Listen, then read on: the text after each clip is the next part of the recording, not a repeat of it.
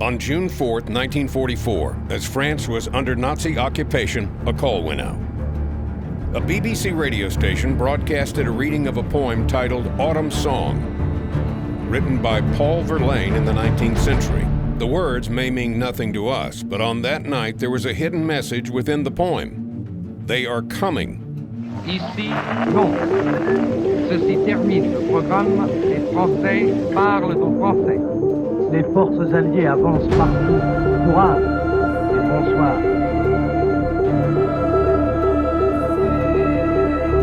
Long sobs of autumn violins would mean that Operation Overlord was to start within 2 weeks. These lines were broadcast on June 1st, 1944. The next set of lines, Wound My Heart with a Momentous Languor, meant that the invasion would start within 48 hours, and that the resistance should begin sabotage operations, especially on the French railroad system. These lines were broadcast on June 5th at 23:15. The transmission was received. The battle to liberate France had begun. Hello, and welcome to Lights, Camera, History. This is our historical review of Saving Private Ryan. If you like this video, hit the like button or hit subscribe. Your support is appreciated and will aid us in our attempt to find Matt Damon.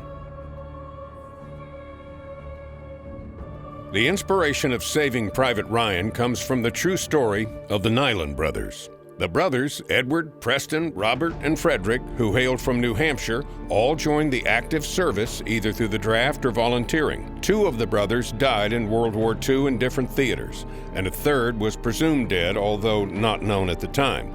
He was actually in a Japanese POW camp. After the Army learned of their deaths, the youngest brother, Frederick Nyland, was extracted from France and sent back to the U.S. The policy to hold back one surviving son was based on a sad incident with the cruiser USS Juno. A Japanese sub attacked the ship in 1942. On board were the 5 Sullivan brothers, whom, upon joining the military, they wished to serve together. The military granted their wish. All of them would perish in the attack. Because of this, the military put into place the sole survivor rule. Saving Private Ryan was written by James Rodat and was directed by Steven Spielberg. It features a great cast of characters including Tom Hanks, Barry Pepper, Tom Sizemore, Adam Goldberg, Giovanni Ribisi, Vin Diesel, and even Ted Danson, and that one guy we're all looking for. It begins with a scene at the Omaha Beach in Normandy American Cemetery, Colleyville-sur-Mer. As the camera focuses on the old man at the gravesite, his face transforms into Captain James Miller, played by Tom Hanks. The next 20 minutes are some of the most intense war footage ever put to a camera. Many D-Day veterans have commented what was depicted is accurate. For almost 21 minutes, Spielberg shows us what hell on earth looked like. We see young American soldiers, average age 25, face the German machine gun MG-42 with such realistic portrayal that many D-Day veterans said it awakened a lot of their nightmares and anxieties about that day. The main plot of the movie was Captain Miller being assigned a small platoon of men to go find Private Ryan because his 3 brothers were killed. As the soldiers roll through the French countryside, they never know what waits for them with every step they take. Some of the dialogue between the soldiers is centered around the question, what makes Ryan so important? Why are their lives being risked for him? And once they find him, Ryan asks the same question. He didn't want to leave his fellow soldiers, which is actually how the real Nyland felt. He made it clear to his superiors he wanted to stay and do his job. The Army sent him home to serve on the home front. Since Ryan did not have a chance to evacuate, he's told by Miller to stay with him. And the battle for Rozell is the final climax of the movie. Now, if you haven't seen this movie, you should watch it just for this sequence. It's brilliant in execution. At the end of the fight, Captain Miller is mortally wounded. Before he draws his last breath, he tells Ryan to earn this, referring to the sacrifices others have made so that Ryan can have a post-war life. This is when it's revealed that Spielberg has pulled the old switcheroo on us. The elderly veteran from the beginning of the film is revealed to be Ryan, and the grave to be Miller's. Overcome with grief and gratitude for the sacrifices made by Miller and his squad, Ryan says he hopes he earned it and salutes Miller's gravesite while his family stands behind him and watches.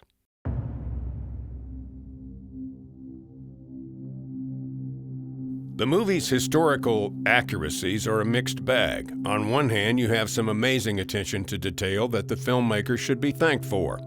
Some of these details include the 2 Germans who were attempting to surrender on 2 American soldiers. After shooting them, one of the soldiers says, "Look, I washed for supper." There's no doubt that American soldiers committed war crimes in World War II. It's a war, so what is depicted is possible. What makes this scene interesting is that the 2 Germans were speaking Czech. They were members of the Ostruppen, translated to Eastern troops. Many of the defenders of the Atlantic Wall were conscripted or poorly trained, so it's a nice little historical touch to be included. As mentioned earlier, the depiction of the landings on D-Day are accurate. The production spent $11 million on this alone. The landings were heavily dependent on cutting some barbed wire. If it wasn't for one set of wire cutters to make it to the edge of the beach, D-Day would have been a lot worse. Most of the soldiers that were carrying the cutters didn't make it. Other little details include the finger of Jackson shown here.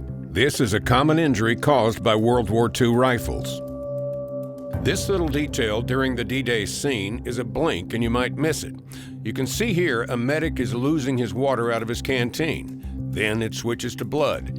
He didn't know it yet, but he was shot. The scene where Jackson shoots another sniper in the eye is based off a true story from Vietnam, but not World War II. The military advisor on this movie is Dale Dye, who can be seen in Band of Brothers as Colonel Robert Sink. We can thank him for the fact that the actors went through a modified military boot camp. That way they would feel like soldiers on screen. We want to give a shout out to the Irish Reserve Defense Forces. They played the extras on Omaha Beach, and some of them are amputees. These guys did a great job looking for limbs that were not theirs. Captain Miller states that he's from the 2nd Ranger Battalion, but they landed on Point de Hoc on D-Day. It was the 5th Ranger Battalion that landed on Omaha Beach. The German soldiers depicted would not have shaved heads. The Germans who played these guys tried to persuade Spielberg to keep their hair for accuracy, but we guess he was going for the skinhead look. The soldiers used flash thunder out of order. The events take place several days after the D-Day landing.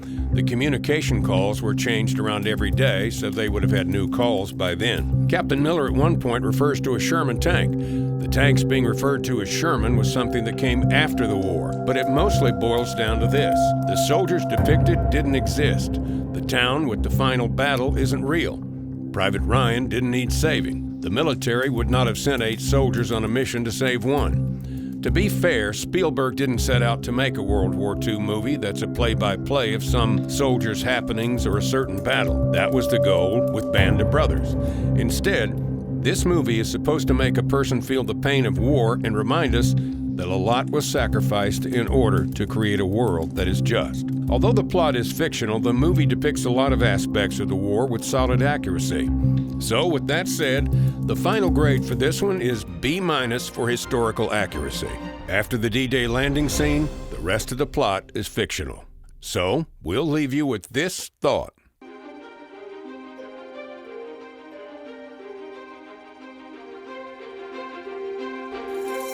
We still haven't found Matt Damon.